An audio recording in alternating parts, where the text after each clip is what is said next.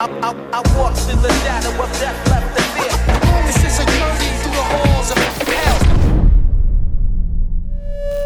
Yes people, what is good? I am BA and today's movie I want to talk about is Leon from 1994. Now you know me, I love my ninja stuff, I love my action stuff, I love my assassin stuff, and growing up and probably to this day, this is still the best serious take on a hitman movie for me. It stars Jean Reno as Leon who works for the Italian mafia. They don't go too much into his backstory, but just by a few pieces of dialogue you can tell that he was probably an orphan and the mafia helped him out when he was a young kid, so he feels a loyalty to them to keep working for them. And unlike other movies that paint their assassins as cool and slick and perfect, Leon is only that way when he's actually assassinating people. When he's not in the middle of a hit, he's the exact opposite of that. He's a loner, he's socially awkward, he doesn't have many friends. In fact, his best friend is probably his plant, and then a close second, the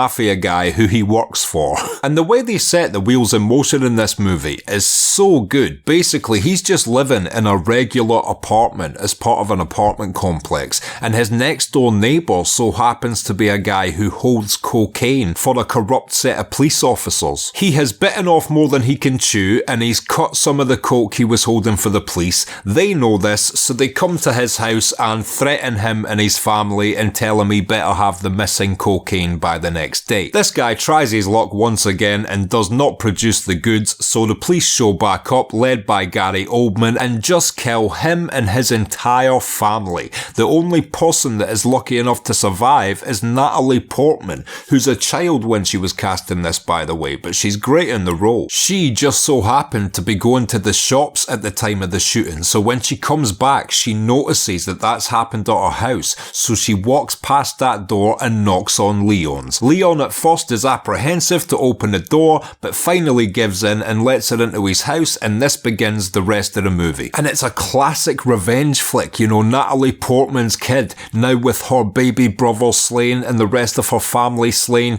just wants revenge against these corrupt cops. Leon knows it's a bad idea, but wilts and ends up giving her basic assassin and hitman training. And in the middle of all that, they develop what I and fans of this movie like to see as a father and daughter bond. I do not know if the director, Luc Besson, wanted us to see it that way, especially if you see the creepy director's cut of this movie, which is seemingly more prominent than when it first came out.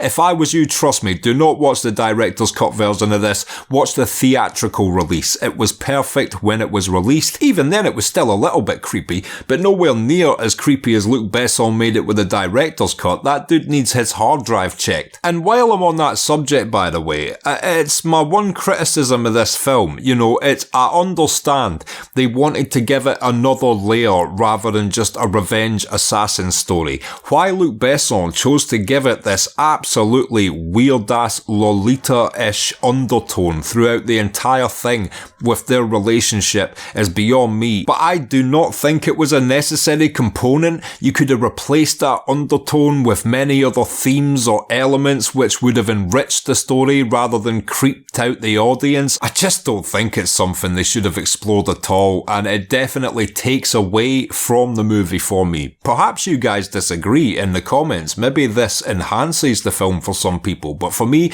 I feel like it's a component we could have done without, or layered it with a different thing which added more substance or potency to it rather than just creeping us as an audience out. And I'm going to get into spoilers now because this is an old film, but yes, the story escalates to the point where she takes it upon herself to go and try and kill Gary Oldman's character in the police station, leading her to be captured, and then one of the most badass scenes ever, and I feel like the Wachowskis stole from this heavily when they created the famous Matrix lobby sequence, is when Leon storms the police station to rescue Natalie Portman. Now, it's not as cinematic in slow motion and it's over very quickly, but again, all the action sequences in this are quite quick because it's trying to portray him as a completely precise elite hitman. He doesn't need time. There's no style or action to it. He will just kill people and move on. So yeah, Natalie Portman gets saved from the police station in what is already an epic scene, but then the police know where their apartment is and manage to capture Natalie Portman again, so now we get a SWAT team standoff against Leon with just him in the apartment. And if you've seen it, you've seen it. Again, so many other movies after this borrowed from this moment heavily, but did it way cheesier. Leon uses his chin-up bar directly above his apartment door frame to hang upside down from to shoot the SWAT team when they first open the door, and loads of other movies have done upside down dual pistol shooting and all that, but it always comes off as really cheesy and hacky, and this is the one moment where you think that there was an actual assassin who was actually smart enough to put a chin-up bar above his door frame for the one moment where if someone came to kill him, he could hang upside down from it and take some shots. And oh, it's epic, it's heartbreaking. There's no point in me talking about the final twist, but if you've seen it, you've seen it. Just what an incredible 15 or 20 minutes of filmed action and drama, tension. It's really earned at this point that you feel for Leon. You're rooting for him so much to get out of that building alive, and of course Natalie Portman's character. Oh man, I'm telling you, the last 15 minutes of Leon is up there with any Greek tragedy throughout human history, trust me. And you know what else? It's crazy, but this film might be the single best career performance of both Jean Reno, Gary Oldman, and Natalie Portman when she was just a kid. And that's super crazy to think that a singular movie potentially holds the 3 best acting performances of its 3 primary lead characters. And I guess to summarise, I'll just say they've never really touched on the topic of assassins and hitmen as classily as this. It's so well filmed, it's so well written.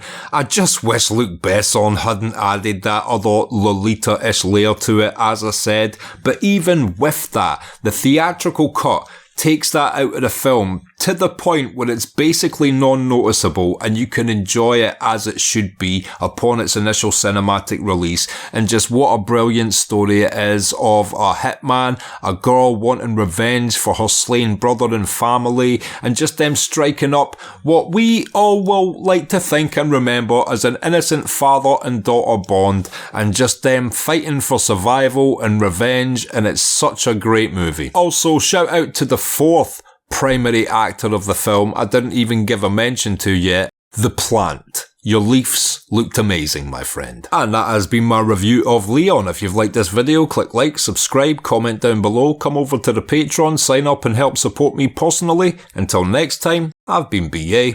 Peace.